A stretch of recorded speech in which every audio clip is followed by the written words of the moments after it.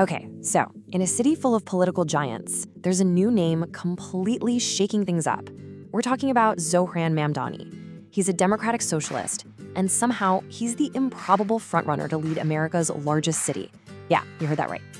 And that's the question on everyone's mind, isn't it? From Wall Street traders all the way to folks in the outer boroughs, everyone's asking, how did a 34-year-old, a relative newcomer, and get this, a former hip-hop artist, suddenly surge to the front of this incredibly high-stakes race? Well, to figure that out, we've got to look at his journey. So here's what we're going to cover. First, his super unlikely rise. Then we'll get into his actual vision for NYC. Of course, we have to talk about the pushback and the critics. We'll also look at how he's changed as a candidate. And finally, what his campaign really represents for politics in general. All right, first up, an unlikely frontrunner. And believe me, unlikely is putting it mildly. I mean, just a few months ago, Zohran Mamdani was not a household name in New York politics.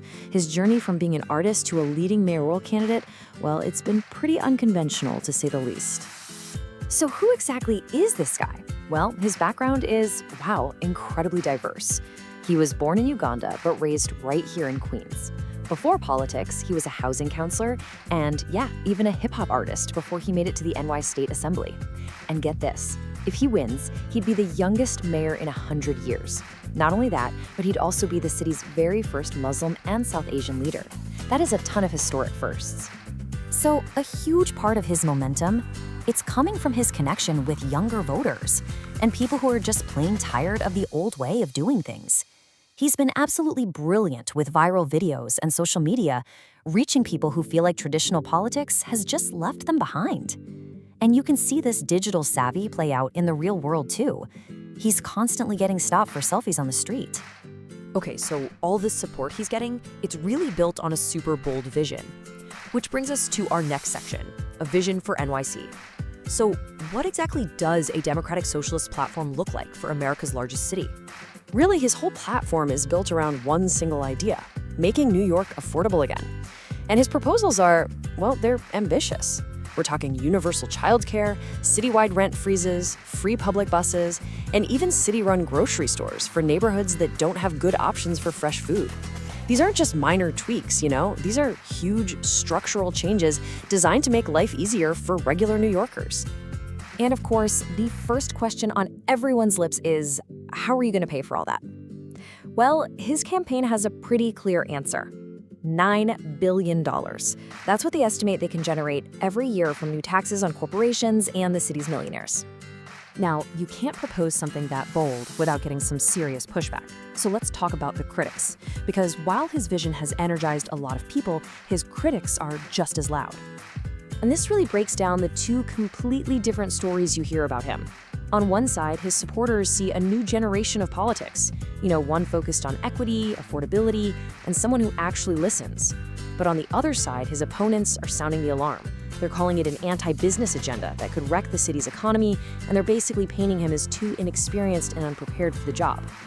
You can hear this criticism really clearly from people like Republican candidate Curtis Sliwa.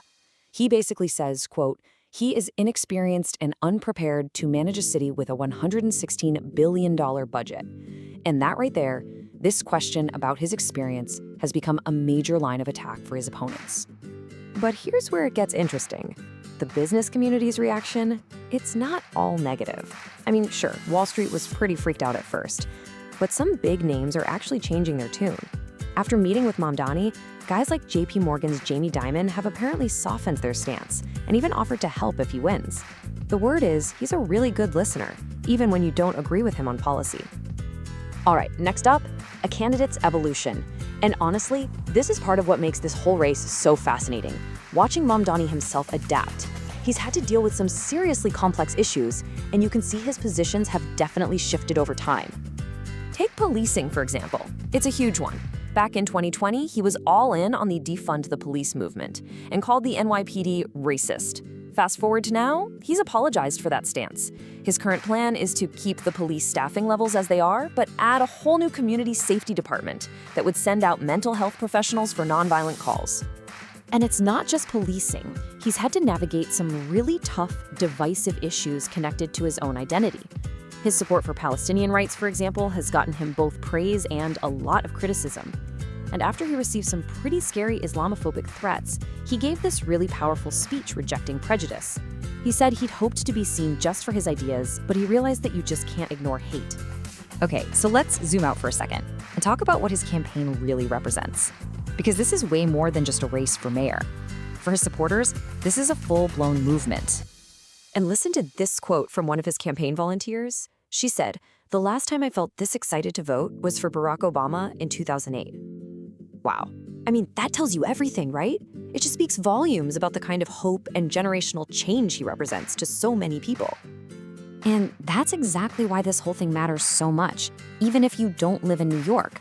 A win for Mamdani here could be a political earthquake. It would signal a massive shift in the Democratic Party nationally. It'd be a clear sign that voters are ready to challenge the old guard and get behind a new, much more progressive kind of leader. So, as voters get ready to decide, this is really the fundamental question they're facing. Is it going to be politics as usual, or is it time for a totally new voice to lead the city that never sleeps? And you know what? The answer isn't just going to shape the future of New York. It could send a message that echoes all across the country.